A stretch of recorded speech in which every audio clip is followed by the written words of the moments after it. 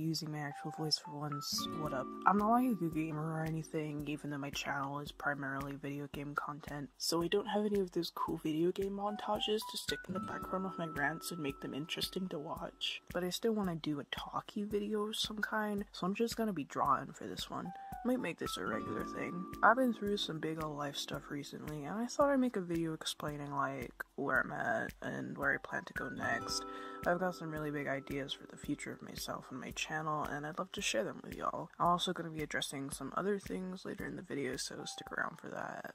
A couple of months ago, some big things happened to me. I've been in an on and off road to recovery for years now, and this time I'd hit such a high in my life that when I came back down, I was just like, that's it. There's no way I'm ever feeling that good again, LMAO.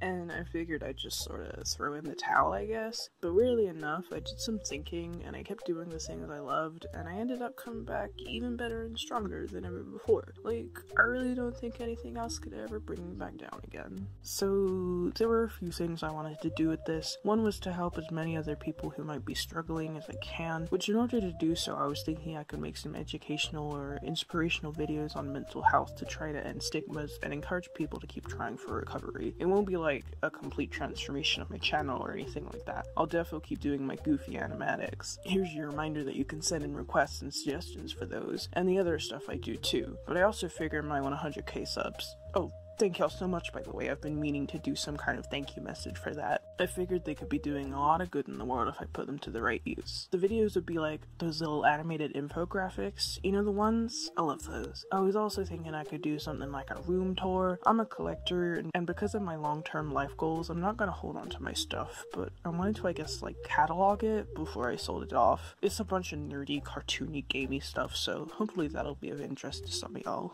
Speaking of selling, I also want to earn a little bit more so I can send as much money as I can charity ways and use a little bit to make videos with better quality and production rate too. So I should be posting vids a lot more frequently. If I don't, feel free to like yell at me in the comments or something. My focus from now on is gonna be devoted to 3 areas. 1, making vids. 2, self-improvement. And 3 is a book I'm working on. I recently embraced an interest I had been kind of putting aside for my art pursuit, and I ended up doing a lot of research that led me to some really amazing and not well-known discoveries. So I'm in the process of writing a book talking about these discoveries and what exactly they mean.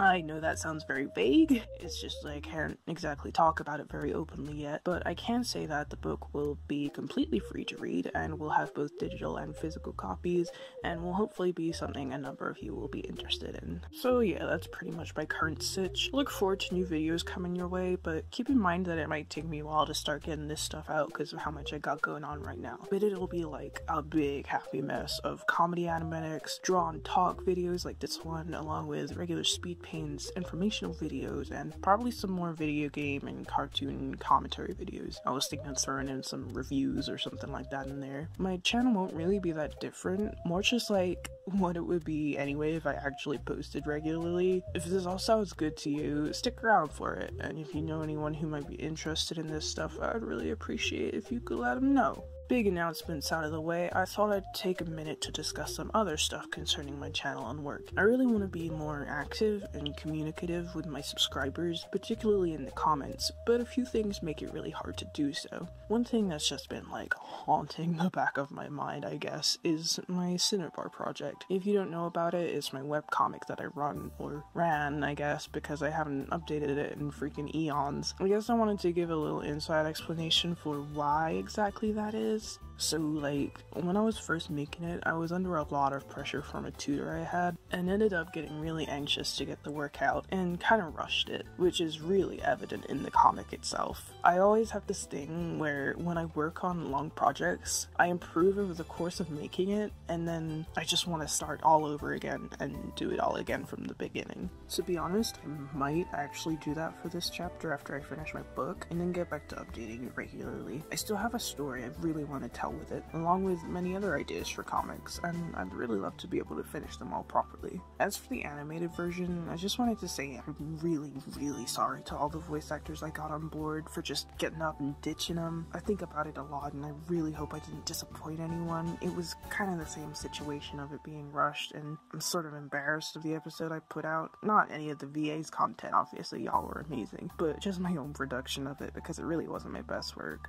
I get a lot of comments on here asking why I call my stuff animation when most of it is just still frames one after another, and TBH, my style is much more animatic, but I can also animate. I know that sounds like me being all, no, listen, I can animate, I'm not a loser, but I can, I just never get the time to do something fully. I think the biggest animation project I posted on here was the intro to Cinemar, and that was like 10 seconds long, but I have a fully original and animated project also in the works. It's like a music video. I'm excited to work on that. I'm also working on another animation for a cool interview I did. Ooh, mysterious. That'll be out somewhen. But yeah, I've been a little avoidant of the Cinnabar project just because it's really embarrassing to be judged on something that isn't your best. I'm a very all or nothing kind of person, and if the work I'm putting out isn't at my top quality, I just feel really weird about it, especially when people start thinking it's all I'm capable of. So I may very well come back and revisit these things when I'm better prepared, and when I've taken care of my big life thing.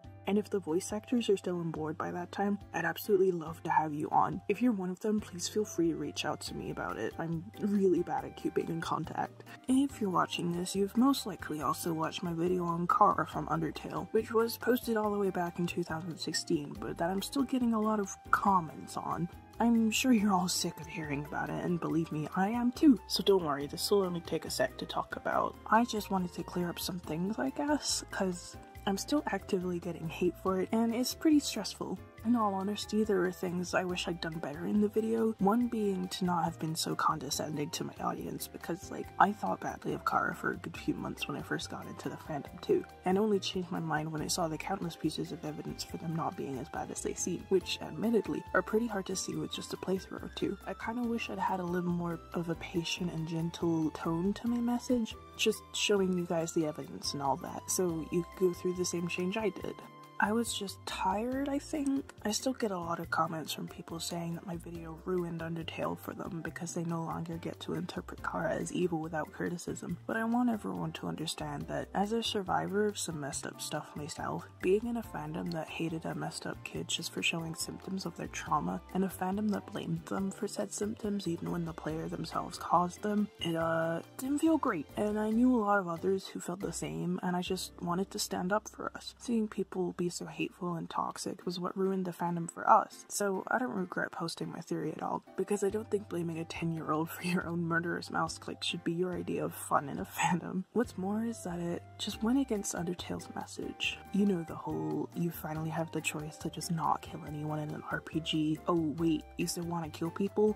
Well, okay, thing. And also the fact that even the worst characters still had a reason for being jerks, and always had some kind of misunderstood hidden good side. I didn't see how Kara should be the only exception from that. Overall, Undertale is a video game about how neat it is to just be a nice and kind person. I've never seen anything so positive and forgiving and uplifting, and I really don't see how anyone could walk away from it and still be so cruel and violent all the time. Undertale gets a lot of slack for its fandom, but in my opinion, it's criticized for the wrong parts. It gets called the worst fandom because, I don't know, kids like to have fun and make OCs and silly videos or whatever, when on the sidelines there are people openly bullying those kids in front of thousands of people on those weird cringe comp videos. What's up with those? And then there's all those weird creepy ships like Sans and Frisk or Sans and Papyrus. Ugh. Clearly, cringy content is not the biggest issue here, and I've noticed it's like this in a lot of fan bases. The only other thing I'd change about my video is my comment that Kara wasn't manipulative towards Asriel, and that Asriel was 100% down for the plan, because this isn't entirely the case, and the situation is more complex than that. But I do still stand by my word that Kara was just a kid who went through a lot, and came out a little messed up, and did some gross things, but overall had good intentions. There's this super amazing blog I follow about the Dreamer siblings right now, and I saw someone send in and ask about how they were frustrated that most blogs only portrayed Kara as a kind little angel, despite supposedly supposedly being explicitly called a terrible person by their own brother. And I kind of wanted to address that. One, for well, Asriel never said that and was only admitting to over-glorifying Kara. And two, that this is not the effect I wanted to have on the fandom at all. People really hate the narrator Kara theory because they think it means that Kara is a perfect angel or something, which I hope it's obvious through my videos that this was not my message in any way. Honestly, all I was trying to say was that every character does some good stuff and some bad stuff, so I didn't get why Kara was the only one being called Devil Spawn, especially when a kill-all run literally wouldn't happen unless some player clicked all the right buttons and spent hours trying to kill everything just to get the ending, which goes back to the main message of the game. Like, why the heck are you spending so much time on this thing and tormenting these fictional characters just to tick this ending off your list, and then you're blaming this kid for it just to escape the guilt? Kinda messed up, man. I also sort of wish I threw in a note somewhere in there about Kara and Frisk's gender. Like, I know that's a whole bombshell of its own and I'm opening up a can of spiders here, but the idea that they were referred to with gender-neutral pronouns just to let the player imprint on them and interpret them however they wanted really rubbed me the wrong way, because the whole plot twist of the game was that they had nothing to do with the player and were their own separate people, like when we found out that the protag's name is Frisk and not whatever we named them, and the character we did name had been long dead. If the player was supposed to see themselves as the protag, there would have been customization options or something, and there are countless other diverse characters in-game that it makes me highly doubtful that Toby meant anything other than a genderless identity for the kids. Monster Kid uses they/them pronouns too and was confirmed to be NB. IDK, it was just really depressing having this clearly intended representation taken away, and considering the impact my narrator Kara theory video had on the fandom, I can't help but wonder if I could have improved things for my fellow LGBTs if I'd have said something sooner. Oh well, I guess. But yeah, the Cinnabar thing, the animation thing, and the car thing all really packed up on me. I used to spend hours in the comments of my videos reassuring people that I'd update Cinnabar soon, or that I could animate better than I was showing, or that they'd misunderstood something from my theory video, and it absolutely exhausted me. For a time, whenever I opened my laptop, I'd have a panic attack when waiting to see how many new notifications I had, because I just knew there would be something in there that I'd have to address, oftentimes with some nasty people. This isn't like